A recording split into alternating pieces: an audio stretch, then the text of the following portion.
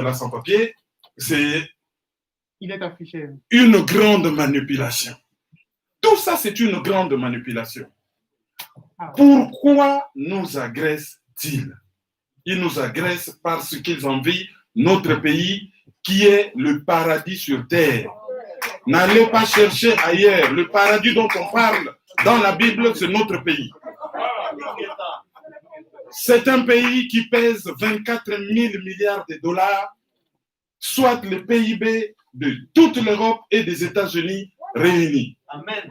C'est un pays qui a le deuxième poumon de l'humanité, la forêt équatoriale. Amen. C'est un pays qui a le seul fleuve à régime régulier au monde, le fleuve Zaïre.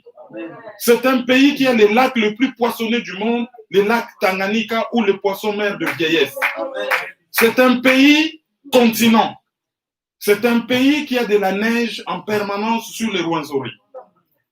Les plus grandes réserves de gaz méthane se trouvent au lac Kivu. C'est un pays qui a autour de 100 millions d'habitants, dont autour de 60% moins de 25 ans. C'est la plus grande puissance culturelle de l'Afrique. Je parle de tout art confondu. Musique, théâtre, sculpture, dessin, tout ce que vous voulez. C'est un pays à nul autre pareil. C'est un pays particulier. Et ils envient ces pays. Qui? Les voisins, mais pas seulement les voisins. C'est qui, depuis la conférence de Berlin, ont fait de cet espace une zone de libre-échange économique. Ceux qui ont des visées, lorsqu'on parle de multinationales, il n'y a pas que de multinationales, mais il y a aussi ce qu'on appelle l'état profond de certains pays, notamment anglo-saxons. Ce sont des gens, comme je les appelle, des gens entre guillemets, ce sont des pays que j'appelle des pays commanditaires. Parce que dans l'affaire du Congo, il y a les commanditaires, il y a des sous-traitants et il y a des exécutants. Les commanditaires, c'est les États-Unis, le Canada, la Grande-Bretagne, presque toute l'Union européenne, Israël, Australie et j'en passe. Les sous-traitants, c'est le Rwanda, l'Ouganda, le Burundi, l'Angola, l'Afrique du Sud. Dans une moindre mesure, l'Angola, ça c'est un peu autre chose, mais le Rwanda, l'Ouganda et le Burundi.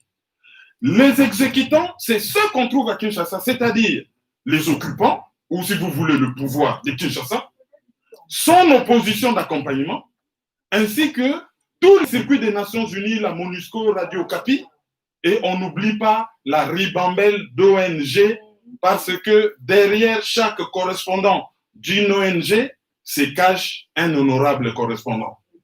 Autrement dit, un espion. Cette affaire de Banyamulenge ou Banyarwanda, c'est quoi en fait? Il ne revendique pas la nationalité congolaise, comme l'a dit M. Kobe Kimpele. Vous allez commencer d'abord par revendiquer la nationalité. Après la nationalité, vous revendiquez que votre langue soit reconnue comme une langue congolaise. Et ensuite, un territoire attaché à cette langue comme les tribus congolaises. Mais derrière, il y a un autre agenda.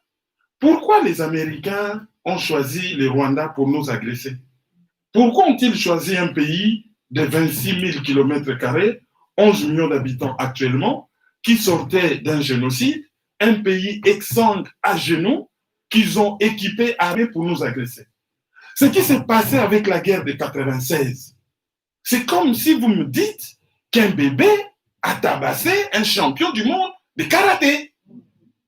Le Rwanda n'a pas d'armée aérienne. Qui bombardait à Mugunga? Lisez Pierre Péan, je dois l'avoir dans mon sac.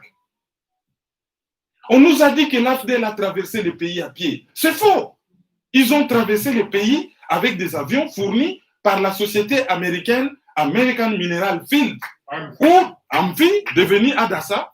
Dans le conseil d'administration, on retrouve les Clinton, les John Major, et tout. En fait, c'est une société où on retrouvait des grands bons de la politique et qui récupéraient des contrats par leur influence politique et les donnaient aux grandes sociétés minières telles que, je peux prendre, je ne sais pas moi, n'importe lesquelles. C'est ça en fait l'objectif. Qu'est-ce qu'on appelle Banyamulenge ou Banyarwanda? C'est devenu un fourre-tout.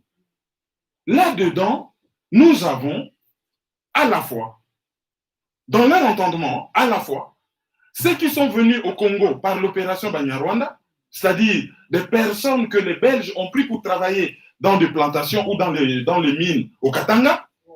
Il y a ceux qui sont venus, si vous regardez sur YouTube la vidéo Opération Banyarwanda, c'est sur YouTube, ceux qui sont venus en 1964 qu'on a installés à Itombwe. Qu'est-ce qu'on appelle Banyamulenge? On appelle Banyamulenge des criminels de guerre de l'armée patriotique rwandaise. En fait, c'est devenu un fourre-tout, les voyageurs, des réfugiés, des agresseurs, des guerriers. Alors, on a pris un nom générique, Banyamulenge. Et leur devise, c'est vous entrez au Congo le matin, à midi, vous avez la nationalité congolaise, à 14h, vous avez la terre congolaise, et à 18h, vous devenez ministre général ou président. Comme ça. Et si vous essayez de leur poser des questions par rapport à cette façon de faire, on les qualifie prosaïquement de xénophobie. En fait, moi, quand je suis arrivé en Europe, ou vous, quand vous êtes arrivé en Belgique, on ne vous a pas accueilli à l'aéroport des Aventins avec un passeport rouge, hein, en disant, vous êtes les plus beaux du monde, la Belgique a besoin de vous, voilà les passeports. On a suivi un long processus pour avoir déjà nos titres de résident, pour certains, avant d'acquérir la nationalité. Mais chez nous, ils doivent venir avec les armes, et lorsque nous, on parle en termes juridiques, écoutez, vous êtes un citoyen rwandais, voilà la procédure pour devenir un Congolais, on dit que vous êtes xénophobe. Est-ce que vous êtes légaliste ou xénophobe? Parce que exiger le respect de la loi sur l'acquisition de la nationalité congolaise, c'est être légaliste. Ce n'est pas être xénophobe. Alors, ces criminels de guerre qui sont venus au Congo, l'armée patriotique rwandaise, ils sont partis de l'Ouganda, où M. Kagame, l'actuel Kagame, le président du Rwanda, il était réfugié en Ouganda. Il dirigeait les renseignements militaires. Posez-vous la question, pourquoi un Rwandais dirigeait-il les renseignements militaires en Ouganda? C'est tout simplement parce que le président ougandais, connu sous le nom de Yoweri Museveni, est un citoyen rwandais. Son véritable nom, c'est Yoseri Tubu Aburua, né à Butare. C'est son cousin. Et c'est lui qui l'a, oui, c'est lui qui l'a écrit. C'est Remingis Kitu, j'ai les documents dans mon sac. C'est un Américain d'origine ougandaise. Et lorsqu'on a vu le document, il y a un Rwandais qui a travaillé dans l'ancien régime d'Habyarimana qui m'a expliqué que le papa de Museveni était celui qui transportait les lances lorsque le roi Kigeri partait à la guerre. Et ils avaient promis d'offrir à un roi européen, sûrement belge, une robe de léopard vierge, ni percée par une lance, ni par une balle. Alors, on a cherché des techniques, on a dit, bon, il faut peut-être attraper le léopard vivant, l'étouffer et récupérer la robe. Lors de cette chasse historique, celui qui transportait les lances, c'était le papa de Museveni. Et lorsqu'il est devenu président en Ouganda, comme au Rwanda, on adore des véhicules indiens Tata, il y en a eu 7 qui sont allés récupérer son père, les bétails et consorts, et il a fait son Obwenge, il a changé de nom, ce n'est plus Yoseri Tubu Aburua, il est devenu Yoweri Museveni. Kaguta. Voilà la manipulation, et c'est ce qu'ils ont fait avec nous, où on a retrouvé un président qui se disait qu'il est jumeau, et sa sœur jumelle n'est pas née le même jour que lui, et il est né à plusieurs centaines de kilomètres. Bon, la maman, ils ont inventé, hein? Bon, voilà. Donc la maman a accouché aujourd'hui un bébé, elle a fait 800 kilomètres pour accoucher un mois ou d'autres années l'autre bébé. Et ça, on demande aux Congolais de tolérer. On a vu quelqu'un prêter serment, moi, Joseph Kabila, né à Ewabora. On voit l'ordonnance falsifiée, moi, Joseph Kabila, né à Mouenge. Mais Mouenge, c'est quoi? C'est comme quelqu'un qui vous dit que je suis né en Flandre. En Flandre, il y a des villes, non?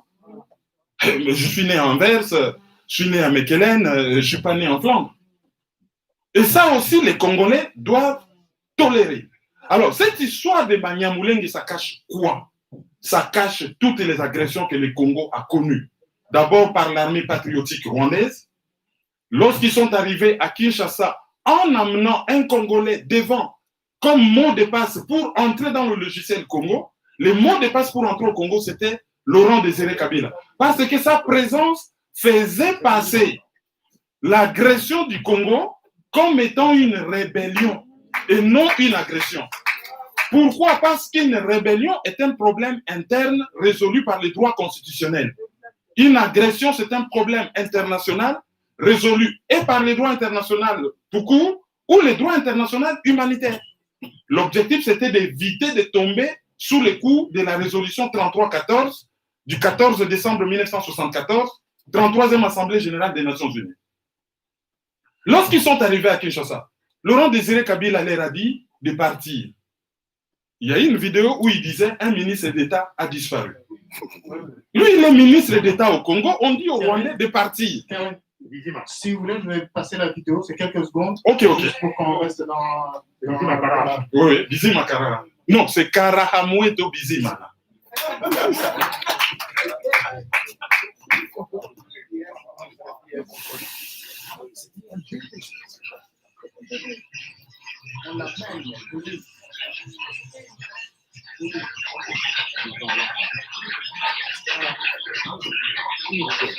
Malheureusement, ça ne passe pas comme ça.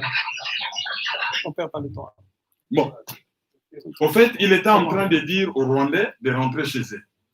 Il avait un ministre d'État, ministre des Affaires étrangères, qui s'est donné un nom qui ressemblait à un nom congolais, Bizimakara, en cachant son nom rwandais de Lévi Karahamoueto Bizimana.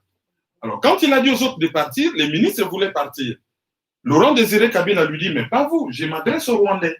Mais il n'a pas compris, il abandonne quand même son poste et un ministre d'État a disparu. C'est ce qui faisait qu'il rigolait. Alors, lorsqu'ils sont partis, on les a renvoyés. Ils ont créé une deuxième agression par les RCD Goma.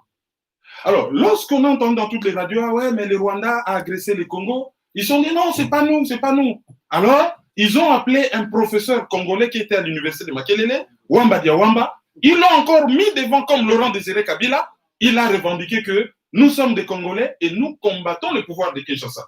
Donc, du coup, les RCD Goma n'étaient plus une agression rwandaise, mais ça devenait une rébellion congolaise. Et l'Ouganda, qui faisait l'objet des mêmes accusations, va rapidement créer les MLC, récupérer Jean-Pierre Bemba qui traînait dans le coin, et on va le mettre devant. Du coup, l'agression ougandaise ne sera plus une agression ougandaise, mais plutôt une rébellion congolaise dirigée officiellement par Jean-Pierre Bemba. Je vous signale un fait. On a ramené Jean-Pierre Bemba à la haie parce que les troupes du MLC qui étaient parties en République centrafricaine ont commis des exactions. Mais ce qu'on ne dit pas souvent, celui qui a dirigé les troupes, c'était le général rwandais Mukiza. Et comment on appelait ces troupes en République centrafricaine? Les Banyamulenge, bataillon Banyamulenge. Donc ils faisaient leur boulot méphistotélique d'aller tuer les Centrafricains parce que c'est des Bantous comme nous. Et c'est notre frère par sa naïveté qui a payé la facture. Mais tout le monde sait que le général Mukiza est un Rwandais. Il dirigeait, Moustapha Mukiza, il vient de décéder. Il dirigeait la 5e région à Kikwit. Donc, quand ils ont fini leur histoire-là, de ramener des Congolais, des Rwandais en masse par ces agressions, on a enterré des femmes vivantes à Makobola, on a assassiné des gens à Kasika, on a commis des massacres mais innommables. Lorsque les Congolais ont commencé un peu à se réveiller, ben, ils nous ont ramené les CNDP d'Nkunda Batware, qu'on appelait dans toutes les radios Nkunda, le général Nkunda. Parce que Nkunda, moi j'ai contacté des radios, vous savez, bon, je ne me suis même pas présenté au début, je le ferai à la fin, j'étais tellement emporté dans la foulée que bon, je le ferai à la fin. Voilà. Je travaille dans beaucoup de radios en France. Je suis allé dans les rédactions, j'ai dit, mais pourquoi vous l'appelez Nkunda? Ah non, c'est son nom. Ah non, non, il s'appelle Nkunda Batware. On me dit, mais quelle différence? Je dis, jamais à la radio vous me direz le président Sarko. Vous dites Sarkozy. On me dit, oui, quelle différence? Je dis, si on vous dit que monsieur s'appelle Antoine, il est français. Mais lorsqu'il s'appelle Antonov, il est russe. Alors, quand vous dites Nkunda, il est du Bandundu. Mais quand vous dites Nkunda Batware, là, ça devient rwandais. Et il a un deuxième nom. Mihigo. Oui, Laurent Nkunda Batware Mihigo.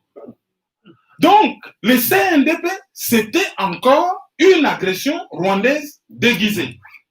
Mais là, après le CNDP, ils nous ont ramené le mouvement du 23 mars 2000, je ne sais quoi, 2003, qu'ils ont intitulé M23, dirigé par Sultani Makenga. Donc, ce n'est pas le véritable nom. C'est toujours une agression rwandaise. Et après ce mouvement-là, le M23, on a les Ngumino, et c'est toujours la suite. Mais n'oubliez pas, les dénominateurs communs de tous ces mouvements, c'est l'Alliance démocratique pour la libération du Congo. AK, conglomérat d'aventuriers, comme l'appelait Laurent Désiré Kabila, AFDEL. De l'AFDEL est sorti le RCD Goma, du RCD Goma est sorti le PPRD, du PPRD est sorti le FCC, et toujours de l'AFDEL est sorti le M23. Tout ça, c'est des noms de l'agression rwandaise au Congo. Maintenant, ces gens, dans leur manipulation, on veut faire passer les dossiers congolais comme si nous sommes dans une crise politique et économique. C'est faux. Nous sommes la conséquence d'une guerre d'agression et le pays est occupé. Et lorsque le pays est occupé, on ne parle pas de politique, on ne parle pas de démocratie, on ne parle pas d'élection, on parle de libération. On ne parle pas de deux choses. Et cette libération, regardez, ils nous ont dit nous sommes en démocratie, il y a un déficit de démocratie. On nous a organisé des élections de 2006. Le slogan de campagne, c'était quoi? Jean-Pierre Bemba, le slogan, c'était « Moi Namboka », sous-entendu, l'autre était un étranger. Mais comment vous faites des élections pour choisir des dirigeants légitimes de votre pays avec un étranger? En 2011, la chanson, c'était « Zongisaye na Rwanda ». Pourquoi? Parce que les gens étaient conscients que de l'autre côté, il y avait un étranger. Tout à l'heure, là, lorsqu'on a fait les élections, il y avait un rejet total déjà de ce système et surtout d'alias Joseph Kabila, qui n'utilise pas son nom d'Hippolyte Kanambe. Mais le problème n'est pas que les élections sont illégitimes. Les élections se basent d'abord, c'est issu de la Constitution, mais non seulement la Constitution, il y a aussi la loi électorale. Lisez la Constitution. J'allais en parler assez largement. Bon, heureusement que Zéblé en a parlé. Ils ont toujours leur objectif de venir chez nous, de récupérer la nationalité, de récupérer des terres et de devenir congolais au bout du fusil. Regardez l'article 10 de la Constitution. Zéblé venait de vous en parler. On parle des tribus. Lorsqu'on regarde l'histoire de toutes les constitutions congolaises, depuis la loi fondamentale, la constitution de Louabou, celui de la Deuxième République donc de 1965, on parle toujours des tribus. Mais ils parlent des groupes ethniques et nationalités. Et nous, on partait toujours de 1885. Mais eux, ils partent de 1960. Aujourd'hui, si je pars dans la lancée de ce qu'il a dit, un Muzombo, c'est un groupe ethnique, les Bakongo, c'est un groupe ethnique. Un Muzombo qui est aujourd'hui en Angola, Muzombo, c'est-à-dire Mukongo de Makela d'Ozombo, qui est aujourd'hui en Angola, il parlait dans une ambassade congolaise dire notre groupe ethnique était au Congo en 1960, les Bakongo, et moi je veux la nationalité, il en a le droit, au vu de la constitution actuelle. Et puis on crée une confusion entre la citoyenneté et la nationalité congolaise d'origine. Il y a des gens qui peuvent devenir citoyens congolais en suivant une procédure. Mais être congolais d'origine, ce qui est d'ailleurs inaliénable, ça c'est autre chose. Donc, ils utilisent les moyens juridiques, des moyens communicationnels, des moyens militaires, des moyens économiques pour nous subjuguer en manipulant la population congolaise. Nous sommes tombés dans une grande manipulation. Nous parlons de l'affaire du Congo comme si nous étions dans une crise politique. Tel n'est pas le cas. Le pays est occupé. Il faut... Je suis en train de chuter. Le pays est occupé. Il faut mettre fin à cette occupation. Une fois qu'on a mis fin à cette occupation, il faut reconstruire l'État congolais. Parce qu'on ne peut pas définir l'État. Vous savez, l'État, c'est difficile à définir. L'État, c'est les territoires, c'est la population et les pouvoirs politiques établis qui gèrent cette population, ainsi qu'une certaine reconnaissance internationale. Les territoires congolais, Oligio Koti et Ophélie. Donc déjà, les territoires, Mawatro. L'Angola exploite le pétrole dans la zone économique exclusive. L'Angola est à Kaemba. Le Congo-Brazza est une île sur le fleuve Congo. La Zambie, jusqu'aujourd'hui, est au Katanga. Même le Sud du Soudan qui est né hier est au Congo. L'armée centrafricaine Akufa Lobby est au Congo. Rwanda, Ouganda, Burundi, tous ils sont là. La population, qui est congolais, qui ne l'est pas. On ne sait même plus, vous arrivez le matin, vous ramassez la nationalité congolaise l'après-midi et le soir vous êtes ministre. Bon, maintenant si on va prendre le pouvoir politique, illégitime, et la reconnaissance internationale, oui, on reconnaît le Congo comme étant un pays, mais pour quel contenu? Donc l'État congolais est mort. Pour clôturer, il faut réhabiliter l'État congolais. C'est cet État-là qui va rééduquer l'homme congolais, en faire un homme nouveau, avec de l'instruction, de l'éducation, du civisme, en faire un homme respectable, respecté. Et comme on dit qui veut la paix prépare la guerre, on va construire une armée digne de ce nom pour qu'on se fasse respecter par les 9 voisins. L'Allemagne a 9 voisins, l'Allemagne s'est fait respecter. La Chine en a plus de 9, je crois 10. La Chine s'est fait respecter. Nous aussi, nous devons nous faire respecter. Donc, on ne nous ramène plus de débats bidons sur la nationalité de qui que ce soit. C'est une affaire d'agression, d'occupation, de prédation, une guerre économique, une guerre militaire, une guerre raciale. Que ces gens-là sachent que la devise des Congolais, ça sera comme l'a dit le général Moshe Dayan, israélien. Il a dit, nous allons vous frapper. Nous allons vous frapper tellement fort que vous ne l'oublierez jamais. Et je terminerai par ici. Si à l'église on nous dit, lorsqu'on vous gifle sur la joue gauche, vous donnez la joue droite. La loi du talion, selon les Congolais, ce n'est même pas œil pour œil, dent pour dent, mais c'est pour un œil, le 2 yeux, pour une dent, toute la bouche. J'ai dit et je vous remercie.